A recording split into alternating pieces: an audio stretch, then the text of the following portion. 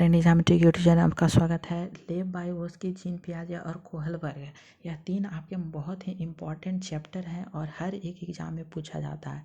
तो सबसे पहला क्वेश्चन भी देख लेते हैं। पहला क्या है, लेव वाइगोत्स्की से पूछा गया है कि अनुसार निम्न में से कौन सा कारक बच्चों के संज्ञानात्मक विकास को सुगम बनाते हैं। ठीक है, तो आपको 6 पॉइंट याद रखना है। ठीक है, सबसे पहला क्या पॉइंट है कि सांस्कृतिक पहला है, दूसरा है सामाजिक है और तीसरा अंतःक्रिया या सहकर्मी बातचीत भी कहते हैं। ठीक है, 3 पॉइंट हो गया। और 4 पॉइंट क्या है, चौथा पॉइंट है जेडपीडी। ठीक है, जेडपीडी।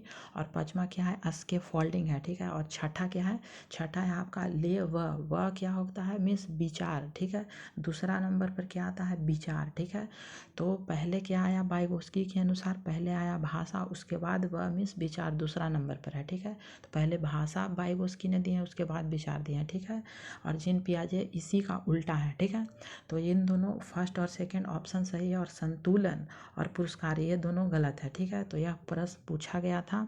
तो देखिए यहाँ पे ऑप्शन फर्स्ट और सेकंड, आपका थर्ड ऑप्शन सही है। ठीक है, फर्स्ट और सेकंड तो ही आपका उत्तर सही है। तो अगला देख लेते हैं क्वेश्चन, लेव वाइगोत्स्की निम्नलिखित किन कारकों को बच्चों के संज्ञानात्मक विकास के लिए महत्वपूर्ण मानते हैं।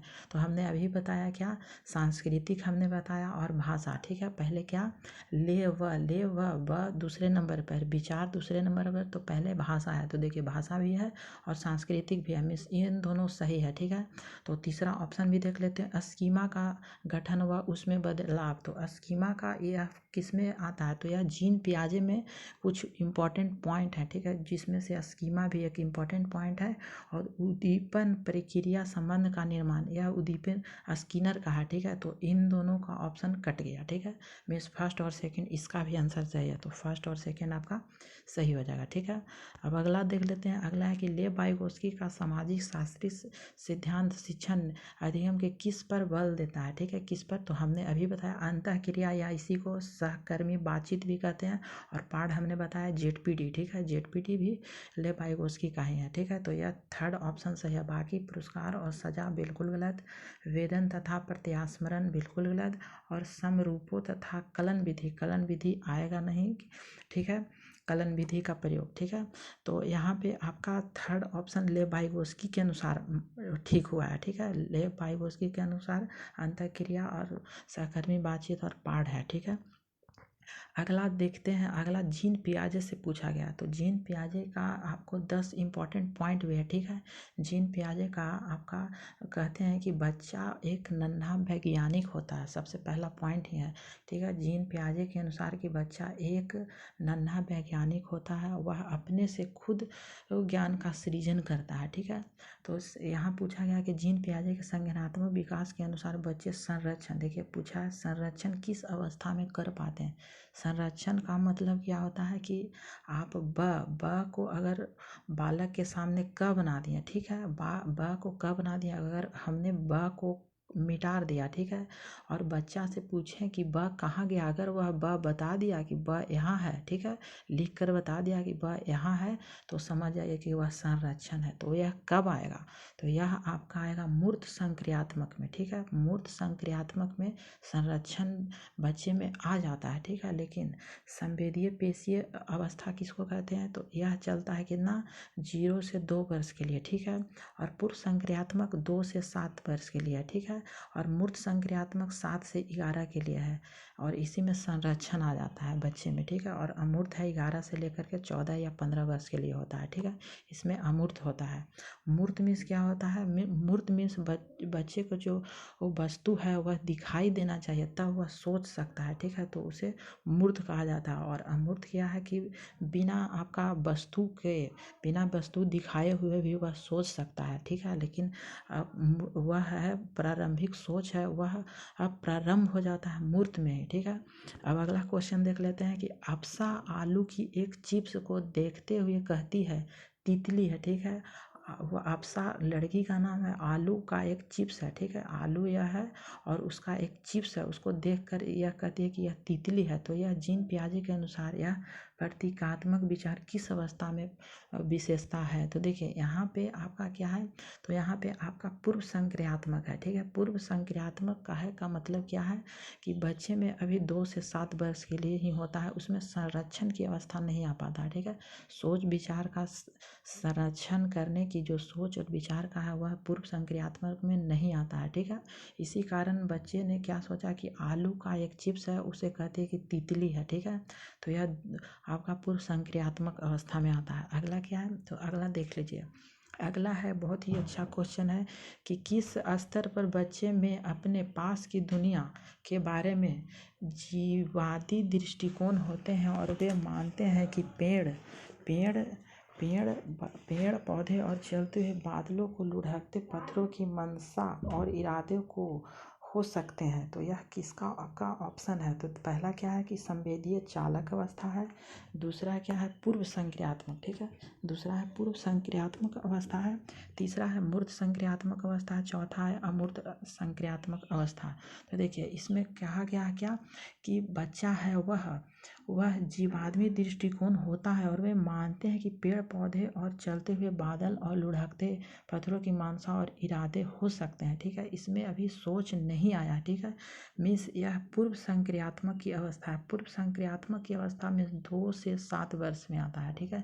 जिसमें बच्चा सोचता है कि पेड़ चलते हैं, ठीक है, पेड़ पौधे चलते हैं, बादल चलते हैं, ठीक है, लेकिन और पत्थर है वह लुढ़कते हैं। तो यह मनसा होती है 2 से 7 वर्ष की आयु में, ठीक है, मीन्स पूर्व संक्रियात्मक में। लेकिन मूर्त संक्रियात्मक में हमने क्या बताया कि इसमें सोच तो प्रारंभ हो जाता है मूर्त में, ठीक है, और इसमें संरक्षण भी आ जाता है। मीन्स इसमें पेड़ पौधे और बादल चलते हुए नहीं प्रतीत होंगे, दिखाई देंगे, ठीक है। तो इसका ऑप्शन क्या है? सेकेंड, ठीक है। अब अगला क्वेश्चन देख लेते हैं कि लॉरेंस कोहलबर्ग द्वारा प्रतिपादित नैतिक विकास के किस स्तर पर व्यक्ति यह तर्क देता है कि केवल समाज ही तय कर सकता है कि क्या सही और क्या गलत है। लॉरेंस कोहलबर्ग के अनुसार यह 3 अवस्थाओं में बांटा गया है, ठीक है। 3 अवस्थाओं में बांटा गया है और 3 का 2-2 चरण है, ठीक, मीन्स 6 चरण आपका है और 3 अवस्था है लॉरेंस कोहलबर्ग के अनुसार, ठीक है। तो पहला क्या है, तो आज्ञा दंड अभिन्यास पहला है, आज्ञा एवं दंड अभिन्यास चरण। दूसरा क्या है, अहंकार की अवस्था, ठीक है। और तीसरा क्या है, तीसरा है अच्छा लड़का अच्छी लड़की की अवस्था, ठीक है। और चौथा क्या है, अधिकारिता एवं सामाजिक क्रम व्यवस्था, ठीक है। यह आपका चौथा है चरण, ठीक है। और पांचवा क्या है, तो पांचवा है आपका सामाजिक अनुबंध बनाए रखना, ठीक है, सामाजिक अनुबंध बनाए रखना। और जो लास्ट चरण है वह सार्वभौमिक नैतिक कि सिद्धांत अभिविन्यास। तो इसमें पूछा क्या गया है कि पूछा गया है कि केवल समाज, ठीक है, केवल समाज ही तय कर सकता है। तो समाज में कौन आएगा, तो यहाँ पे है सामाजिक क्रम व्यवस्था में आपका थर्ड ऑप्शन सही है, ठीक है। अब अगला देख लेते हैं। अगला क्या है कि लॉरेंस कोहलबर्ग के अनुसार 7 से 8 वर्षीय बच्चों में नैतिक निर्णय लेने का आधार क्या होता है। तो हमने अभी बताया कि 3 अवस्थाएं होती है, ठीक है। तो पहला में क्या है, 4 से लेकर के 10 तक होता है, ठीक है। पहला अवस्था जो पूर्व परंपरागत या पूर्व रूढ़िगत कहा जाता है वह है 4 से 10। तो 4 से 10 में हमने बताया क्या, दंड और आज्ञा पालन, दंड और आज्ञा पालन, और एक है अहंकार की अवस्था, ठीक है। तो फर्स्ट है यहाँ दिया गया है दंड और आज्ञा पालन, इसका आंसर थर्ड होना चाहिए, ठीक है। और यह 4 से 10 वर्ष के लिए होता है। पूछा गया 7 से 8 वर्ष के बच्चों में, तो दंड और आज्ञा पालन होता है, ठीक है। अब अगला क्वेश्चन देख लेते हैं। अगला है लॉरेंस कोहलबर्ग के नैतिक विकास के सिद्धांत के किस चरण में बच्चे दूसरे के इरादों की उपेक्षा करता है, में दूसरे के इरादों को नकारता है और इसके बजाय अधिकार और नकारात्मक परिणामों के डर पर, देखिए अधिकार नकारात्मक परिणामों के डर पर ध्यान केंद्रित करता है। मीन्स आपका यहाँ पे कि डर के कारण बच्चा आज्ञाकारी बनता है। तो देखिए यहाँ पे फर्स्ट ऑप्शन से यह सजा और आज्ञाकारिता अभिविन्यास होता है, यहाँ पे फर्स्ट ऑप्शन आपका सही है, ठीक है। इसमें डर के कारण ही यह सजा और आज्ञाकारिता बनाया गया है। यहाँ पे चरण इसमें क्या कहा गया है, तो इसमें कहा गया है क्या कि डर के प्रति मीन्स माता पिता के डर के अनुसार बच्चे कार्य करता है कि अगर जो जो अतिथि आते हैं वह डर के कारण ही बच्चे पैरों को छूते हैं। ठीक है। अब अगला क्वेश्चन देख लेते हैं। अगला है क्या कि 4 से 5 की उम्र के बच्चे अक्सर अपने आप से बातचीत करते हैं। तो लेव वाइगोत्स्की के अनुसार यह वाक्य है। ठीक है। तो 4-5 से बच्चे की उम्र में यह क्या है, तो यह है उनको अपने सोच में नियमित मदद करने में मदद करता है। ठीक है। यह चौथा आपका ऑप्शन सही होगा। ठीक है। अब अगला देख लेते हैं कि लेव वाइगोत्स्की ने बच्चे के स्वयं से संवाद करने की क्रिया के किस शब्द का प्रयोग किया गया है। तो यह है आपका निजी संवाद। इसी को व्यक्तिगत बातचीत भी कहा जाता है, सेल्फ स्पीच कहा जाता है लेव वाइगोत्स्की के अनुसार। ठीक है। तो लेव वाइगोत्स्की के अनुसार स्वयं से संवाद करने के लिए कहा जाता है निजी संवाद का। ठीक है। उच्च स्वर में बात बिल्कुल गलत है, पाठ लेव वाइगोत्स्की का है, लेकिन यहाँ पे पूछा गया स्वयं से संवाद करने में। ठीक है। और स्व केंद्रीयता यह नहीं होता है। ठीक है। अगला देख लेते हैं। अगला है कि 5 वर्षीय नसीमा को यह लगता है कि चिकनी मिट्टी के गोले को यदि दबाकर एक सांप के रूप में परिवर्तित करते हैं तो चिकनी मिट्टी बढ़ जाती है। मिस इसका आंसर क्या होगा, तो यह आपका केंद्रीयता होता है, केंद्रीयकरण। ईवीएस में पढ़ना है। ठीक है। ईवीएस में पढ़ना है क्या कि एक आपका क्या है कि एक गिलास है और एक बड़ा मग है। ठीक है। और दोनों में पानी सेम भरा है। ठीक है। तो बच्चे को लगता है कि इसमें ज़्यादा पानी है। ठीक है। तो यही केंद्रीयता होता है कि बच्चे को लगता है कि इसमें ज़्यादा पानी है और इसमें कम पानी है। ठीक है। लेकिन दोनों में सेम पानी होता है। ठीक है। तो यहीं पे ईवीएस में भी कहा गया है और यहाँ पे भी क्या कहा गया है कि क्वेश्चन में भी कहा गया है 5 वर्षीय नसीमा को यह लगता है कि चिकनी मिट्टी के गोले को यदि दबाकर एक सांप के रूप में परिवर्तित कर दे तो चिकनी मिट्टी बढ़ जाती है। मिस जो चिकनी मिट्टी का ही बात किया गया है कि सांप के अगर आकार में दे देते हैं तो उसमें चिकनी मिट्टी बढ़ जाती है। तो यह केंद्रीयता होता है। ठीक है। जीवात्म क्या होता है, सजीव और निर्जीव को कहते हैं। ठीक है। परिकल्पनात्मक निगमन बच्चे में आता नहीं है अभी, और संक्रामक परिणाम निकालना यह भी नहीं होगा। तो यह क्या होगा, केंद्रीयता होगा। ठीक है।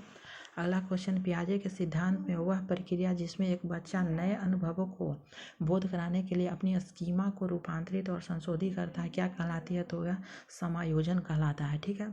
समायोजन, संरक्षण हमने देख लिया है, तो समायोजन ही ऑप्शन सही होगा। ठीक है। केंद्रीकरण होगा नहीं और अनुकूलन होगा नहीं। ठीक है। तो जीन पियाजे के अनुसार यह ऑप्शन सही होता है कि स्कीमा में रूपांतरित, स्कीमा में वह बदलते और संशोधित भी करते हैं। तो यह ऑप्शन सेकंड सही है। ठीक है। और आपका लास्ट क्वेश्चन क्या है कि छोटे बच्चे ज्ञान की संरचना और अर्थ किस प्रकार निकालते हैं, तो सक्रिय अन्वेषण द्वारा, खेल द्वारा, पदार्थ पर क्रिया और प्रयोग द्वारा, और सहपाठी और वयस्कों की सहभागिता द्वारा। मीन्स आपका 4 आपका यहाँ पे आंसर सही होना चाहिए। ठीक है। First, second, third, fourth total आपका सही है। और यह जीन पियाजे का है कि छोटे बच्चे है वह ज्ञान की संरचना खुद से करते हैं। ठीक है। मीन्स यह ऑप्शन चारों सही होता है। ठीक है। तो thank you for watching this video.